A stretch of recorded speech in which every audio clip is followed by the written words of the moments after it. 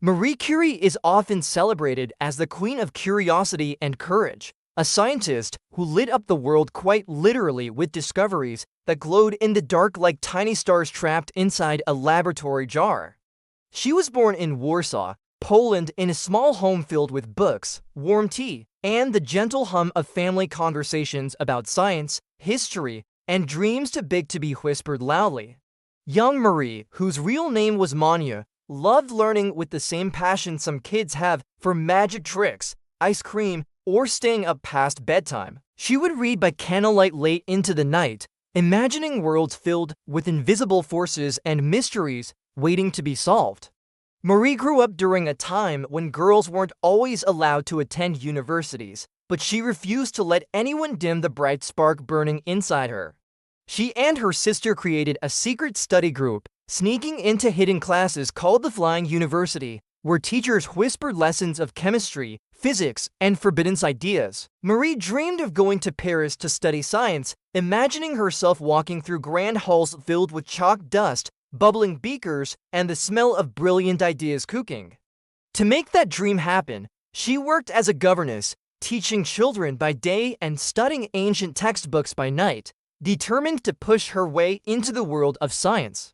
Eventually, Marie made it to Paris, where the cold winters and tiny attic rooms couldn't stop her from diving into physics and math like a swimmer leaping into icy water. She studied at the Sorbonne, often too poor to buy proper meals, and survived on tea, bread, and raw determination, warming herself with layers of blankets and the fire of ambition. Marie worked so hard that she sometimes forgot to eat, causing her to faint in class, but she would hop up again moments later if her brain refused to miss even a minute of learning.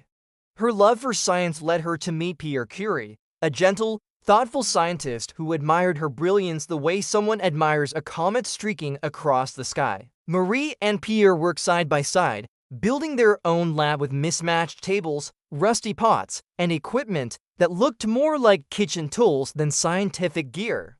The lab was drafty and dim, with rainwater dripping from the roof, but to Marie it felt like a magical workshop where secrets of the universe were waiting behind every experiment.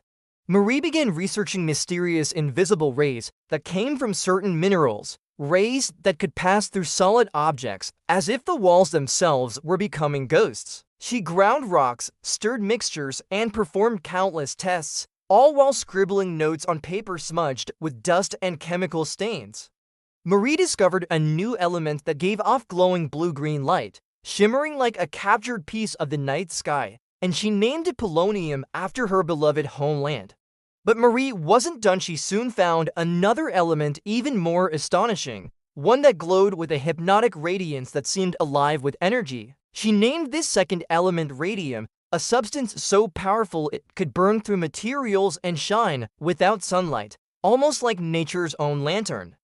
Marie spent endless hours stirring boiling cauldrons of chemicals, lifting heavy buckets, and performing long calculations, pushing herself to the edge of exhaustion.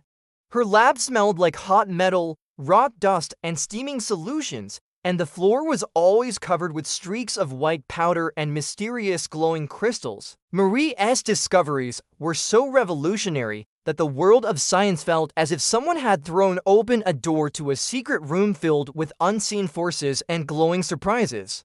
She and Pierre were awarded the Nobel Prize in Physics, making Marie the first woman ever to receive such a prestigious honor, a moment that shone brighter than the radium in her lab.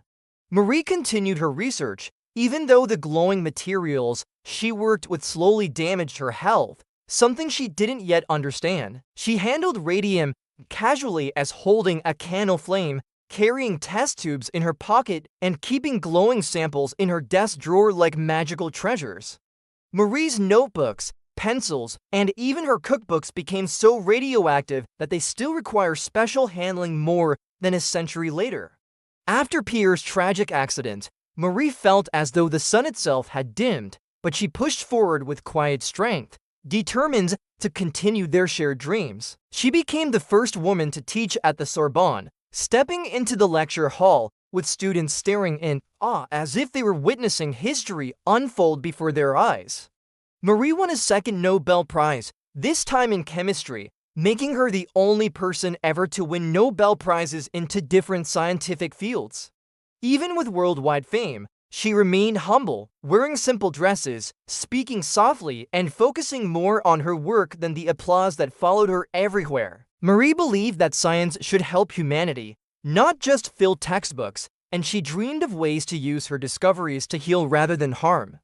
During World War I, she designed mobile X-ray units, little clinics on wheels that could travel to battlefields and help surgeons see broken bones and shrapnel inside wounded soldiers. She trained young women, including her daughter Irene, to operate these machines, sending them across dangerous war zones where bravery and knowledge were needed most. Marie often drove the mobile X-ray herself, bumping along muddy roads, navigating smoke-filled air, and bringing life-saving imaging to soldiers who had no other hope. Her bravery during the war earned her the nickname the Soldier's Guardian Angel, a title she carried with quiet pride. Marie continued teaching, researching, and inspiring students, always reminding them that curiosity and compassion should guide every experiment.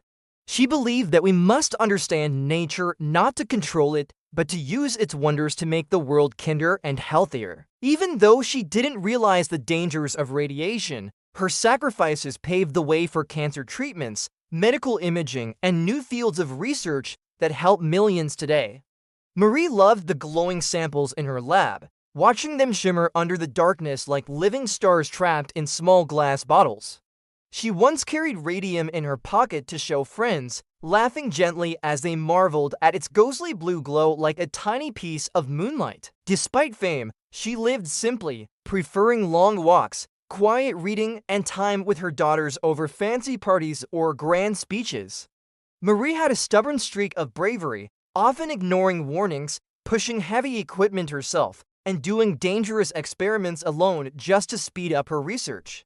Her notebooks were filled with calculations, sketches, and ideas so advanced they seemed like glimpses into the future of nuclear science. Marie believed that scientists should not only make discoveries, but also share them freely, refusing to patent radium even though it could have made her wealthy. She said that knowledge belonged to everyone and that humanity would progress faster if discoveries were gifts, not secrets. Marie's life glowed with determination, courage, and humility. Just like the shimmering radium, she dedicated her life to understanding. She inspired generations of scientists, especially young girls, to believe that intelligence has no boundaries and that curiosity can light up the darkest corners of the world. Her daughter Irene followed in her footsteps, winning her own Nobel Prize, proving that Marie's legacy was powerful enough to spark new flames of discovery. Marie worked until her very last days, surrounded by books, beakers, and papers filled with equations that seemed to dance with hidden meaning. Her passion for science remained unshaken, like a flame that never flickers even in the strongest wines. Though she passed away from radiation-related illness, her legacy shines brighter than ever, glowing across history like a trail of light guiding future explorers. Marie Curie's story teaches young minds everywhere that brilliance comes from perseverance, that courage is more important than comfort, and that curiosity can change the entire world. She showed that even someone who starts with nothing but determination can illuminate the world with discoveries that glow for centuries. Marie Curie remains a beacon of inspiration, reminding us that knowledge is powerful, discovery is beautiful, and the universe always rewards those who dare to explore its mysteries.